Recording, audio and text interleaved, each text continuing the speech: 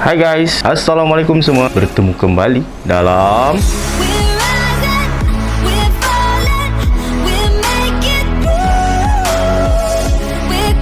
apa khabar korang? Aku harap korang berada dalam keadaan sihat-sihat hendaknya. Okay? InsyaAllah. So hari ni aku nak share dengan korang pasal satu benda yang telah pun terjadi ataupun menimpa family aku lah. Benda yang boleh dikatakan sesuatu yang aku tak sangka-sangka dan sangat-sangat mengejutkan. Bila mana adik ipar aku sendiri yang telah pun disahkan positif COVID-19. So benda ni dia jadi pada 2 minggu lepas. Kalau tak silap aku hari Rabu 2 minggu lepas. Dan pada masa tu aku dapat satu WhatsApp daripada adik aku sendiri yang menyatakan bahawasanya suami dia iaitu adik ipar aku telah pun pergi buat swab test dan telah pun disahkan positif. Dan aku pada masa tu rasa macam risau, terkejut, semua macam bercampur bau semua. Sebab apa yang aku fikir pada masa tu, satu keadaan adik ipar aku, lepas tu keadaan adik dan juga mak aku. Sebab apa? Sebab once adik ipar aku ni dia positif, so secara tak langsung adik dan juga mak aku menjadi kontak rapat lah, which means ada risiko untuk berjangkit juga. So aku rasa macam mana nak cakap, rasa takut, rasa risau, rasa macam tak tentu arah lah masa tu. Dan aku tanyalah adik aku tu macam mana keadaan suami dia. Dan dia cerita yang suami dia ni dia start demam daripada hari Sabtu. Dia positif hari Rabu. So Selasa, Isnin, Ahad, Sabtu. Hari Sabtu tu dia dah start demam. And then dia demam dan sampai hari Selasa. Hari Selasa malam tu dia dah tak boleh nak rasa, dia tak boleh nak bau dah. So hari Rabu tu dia decide untuk pergi buat swab test. Dan hari tu juga dapat tahu yang dia positif. And then bila dapat tahu pasal kepositifan adik ipar aku tu, dia orang pun inform pada KKM dan KKM suruh kuarantin daripada rumah. Dan apa yang diorang buat, adik ipar aku ni diasingkan. Dia kuarantin diri dia dalam bilik dia sendiri. So dalam rumah adik aku ni yang dekat keramat tu yang selalu aku pergi tu, diorang ada 3 bilik. So satu bilik adik ipar aku duduk, dia kuarantin diri dia. Dan mak dengan adik aku ni share satu bilik. Dan satu lagi bilik ni diorang buat macam store lah, simpan barang apa semua. Diorang duduk berasingan lah. Setiap kali macam waktu makan ke, nak makan ubat ke apa ke, adik aku dia akan macam serve letak dekat depan pintu je. Lepas tu WhatsApp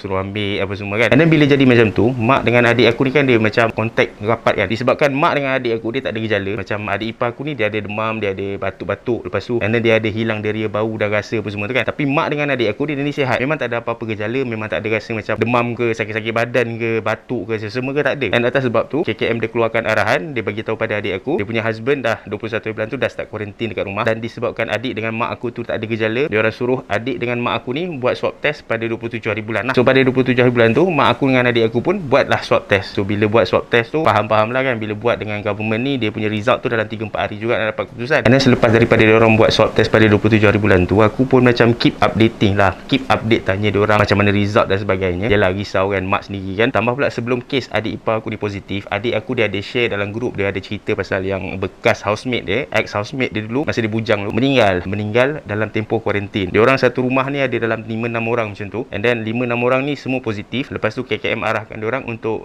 kuarantin kat rumah. Dan dalam tempoh kuarantin tu salah seorang daripada penghuni rumah tu meninggal dalam bilik. Malam sebelum dia meninggal tu dia macam batuk-batuk, and then besoknya bila housemate-nya pergi ke bilik dia, tengok dia dah tak ada. So benda tu yang membuatkan aku jadi bertambah risau bila benda-benda macam ni jadi kan. Sebab sebelum-sebelum ni kes yang menyebabkan kematian akibat daripada COVID-19 ni kita dengar kebanyakannya daripada hospital lah. Tapi bila dah sampai meninggal kat rumah, aku faham disebabkan keadaan patient, lepas tu bilangan yang dijangkiti ni pun memang orang kata ramai, sampai satu tahap KKM dia macam tak cukup fasiliti untuk menampung semua yang positif ni, ada gejala tak ada gejala dan sebagainya. Itulah yang membuatkan kes adik ipar aku ni yang dia sekadar kuarantin dekat rumah je, dan juga kes-kes yang lain juga. Dia kalau kata kita ni sakit positif pada masa yang dulu-dulu yang time kes tak banyak setakat 200-300 tu, kita rasa macam kerisauan tu tak seteruk sekarang ni lah. Maksud aku bila masa yang kes kita tak banyak tu, yang mana positif dia boleh dihantar terus pada fasiliti KKM lah. KKM boleh monitor keadaan dia dan sebagainya. Tapi bila mana kita disuruh kuarantin dekat rumah, kat rumah kita ni bukannya ada macam alat bantuan pernafasan ke dan sebagainya. Dan ditambah pula COVID-19 ni dia melibatkan saluran pernafasan kan. So benda tu memang berisiko bila mana macam engkau tengah dalam keadaan demam, dalam keadaan sakit-sakit, dalam keadaan macam dah ada simptom-simptom dia, and then kau tengah duduk merehatkan diri dekat rumah, tiba-tiba kau rasa sesak nafas, kau rasa tak boleh nak bernafas. Benda tu kalau kata jadi dekat hospital, kita boleh lah panggil nurse, kita boleh panggil doktor ke apa ke kan. Tapi bila kita kena kuarantin dekat rumah dan tiba-tiba kita berhadapan dengan situasi macam tu, siapa nak tolong kita? Macam kes adik ipar aku ni, kalau kata jadi dekat dia sampai tahap tak boleh nak bernafas, was ke, tiba-tiba rasa semput ke, macam mana dia nak minta tolong, macam mana adik dan juga mak aku nak tolong. Faham tak maksud aku? Itu yang membuatkan kerisauan tu dia berganda-ganda tau, bila ada antara family member ataupun orang yang rapat dengan kita terkena benda ni. Benda ni bukan main-main, sebab dah ramai dah orang meninggal pasal benda ni. Dan Alhamdulillah baru-baru ni adik aku ada update, dia siap hantar lagi gambar pergi potong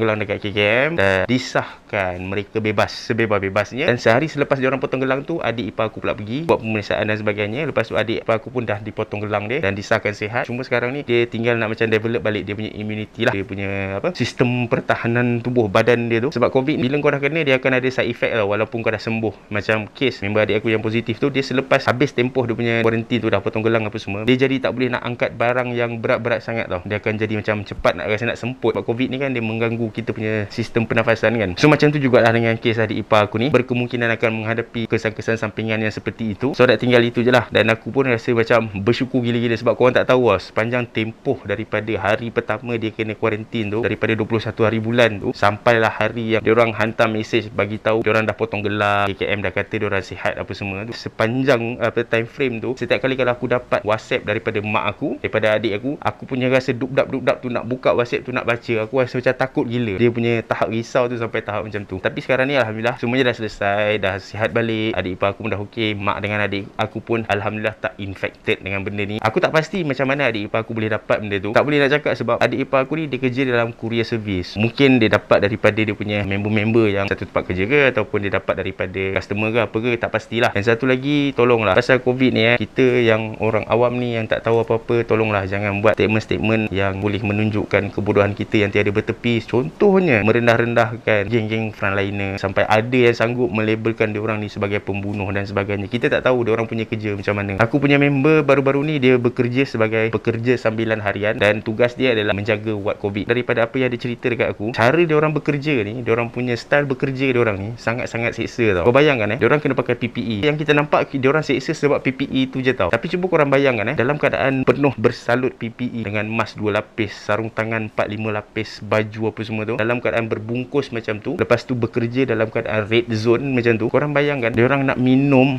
nak mengunyah-mengunyah pun tak boleh tau. Kita yang bekerja macam biasa ni, kalau setakat macam haus lah nak minum, buka mask tonggang kan, tak ada masalah. Tapi diorang ni yang frontliner ni, diorang tak boleh nak buka emas dalam red zone tu. Diorang bekerja dalam ward tu, kau duduk situ kau tak boleh nak buka emas. Kalau buka emas memang sah kena. Kau bayangkan dia punya tahap bahaya tu, sampai macam tu sekali. Korang terfikir tak pasal benda tu? Kita just macam ingat alah diorang setakat panas pakai PPE apa semua dan sebagainya. Tapi dari segi diorang punya SOP kerja tu kita tak tahu tau. Dan bila aku dapat tahu benda ni daripada member aku yang kerja sebagai pekerja sambilan harian tu, aku rasa macam ya Allah, seksanya kerja diorang. Aku rasa macam bersyukur gila. Aku tak tahu macam mana nak bayangkan orang macam aku ni bila bekerja dalam keadaan macam tu.